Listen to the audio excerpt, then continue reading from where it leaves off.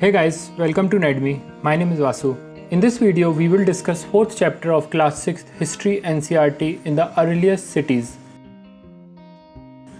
Around 1856, when railway lines were being laid down for the first time in Punjab, engineers stumbled upon the site of Harappa in present-day Pakistan. To them, it seemed like a mound that was a rich source of ready-made high-quality bricks, and they carried thousands of bricks from the walls of the old city buildings. Many of those buildings were completely destroyed. Then, about 100 years ago, archaeologists found the site and realized that this was one of the oldest cities in the subcontinent. As Harappa was the first city to be discovered, all other sites from where similar buildings and things were found were described as Harappan. These cities were found in the Punjab and Sindh in Pakistan and in Gujarat, Rajasthan, Haryana and Punjab in India. They developed about 4700 years ago, that is around 2700 BC. So what was so special about these cities? Many of them were divided into two or more parts, with a western part called Citadel, which was usually smaller but higher, and an eastern part called Lower Town, which was larger but lower. Here bricks were very well baked that they lasted thousands of years, and they were laid in interlocking pattern which made the walls strong. In some cities, special buildings were constructed on Citadel. For example, a very special tank called Great Bath was found in Mohenjo-daro. Perhaps important people took a dip in this tank on special occasions. Other cities such as Kalibangan and Lothal had fire altars where sacrifices may have been performed, and some cities like Mohenjo-daro, Harappa and Lothal had elaborate storehouses. Houses were generally either 1 or 2 story high with rooms built around the courtyard. Most houses had a separate bathing area and some even had wells to supply water. Many of these cities had covered drains which were carefully laid out in straight lines.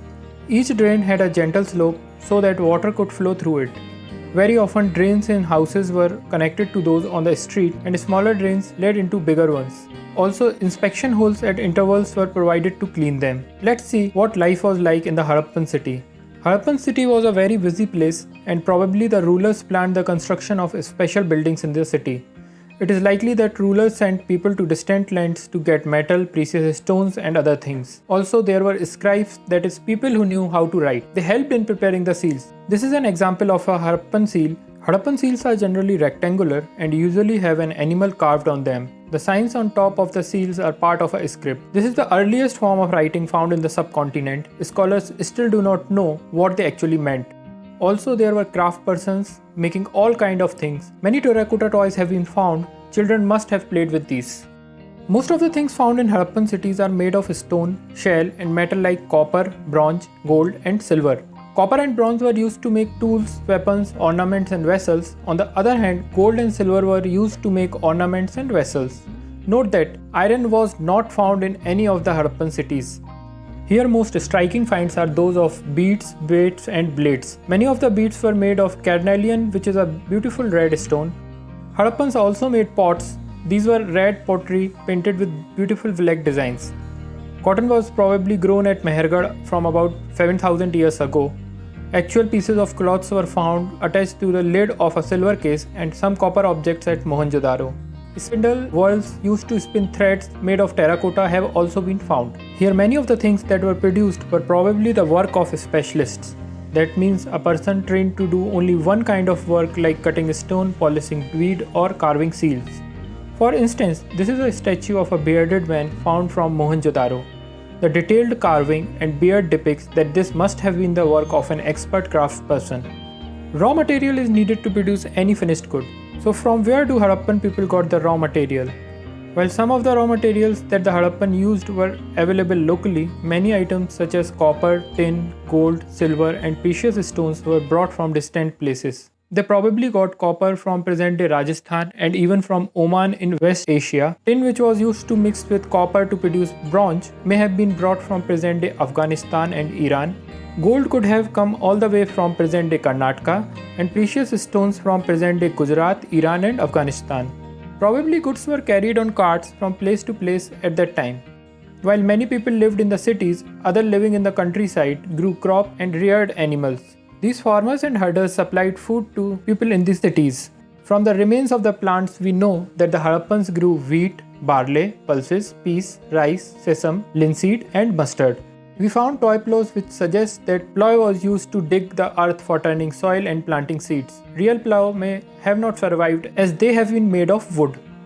As this region does not receive heavy rainfall, we believe some form of irrigation may have been used. This means that water was stored and supplied to the fields when the plants are growing.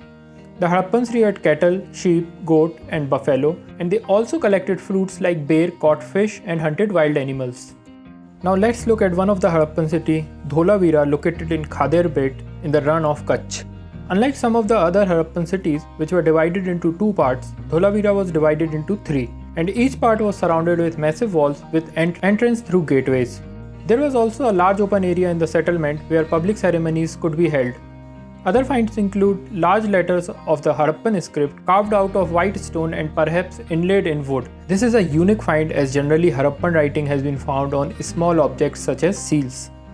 Another city is Lothal, which stood beside a tributary of the Sabarmati river in Gujarat close to the Gulf of Khambat.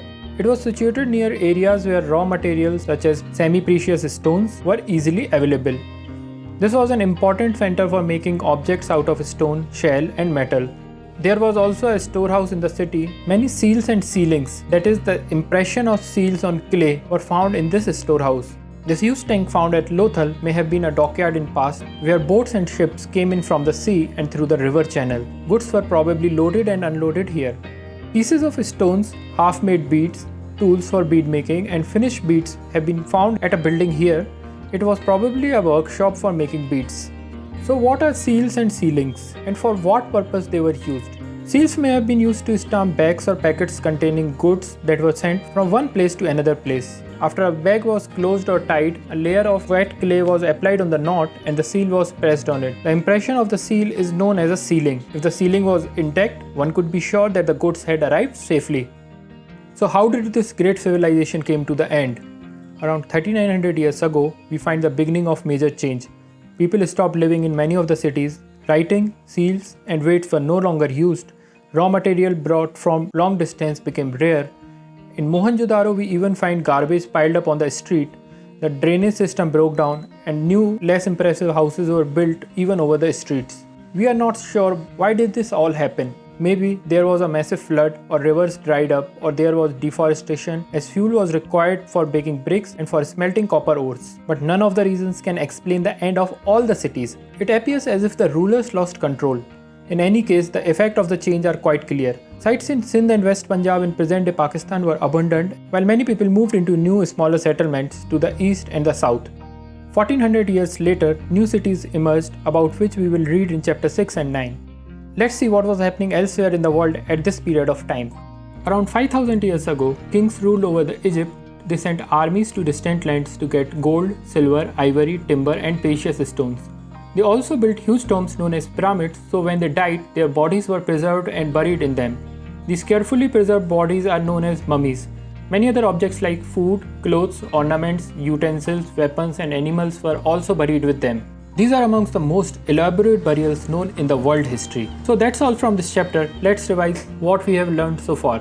We studied how the first city of Harappa was discovered, what was so special about these cities like division into two parts, well-baked bricks, special buildings like Great Bath on Citadel, fire altars at Kalibangan and Lothal, about the houses, trains, streets and life in the Harappan cities. Then we discussed about Harappan seals, terracotta toys and crafts in the city, how Harappan peoples got raw material and food in the cities, and at last we learned about the two Harappan cities in present-day Gujarat, Dholavira and Lothal, and how this great civilization came to end. Thank you everyone. If you enjoyed watching this video, hit the like button and subscribe to our channel. And in the next video, we will discuss 5th chapter, what books and burials tell us. Check the link of the video in description and I will see you in the next video.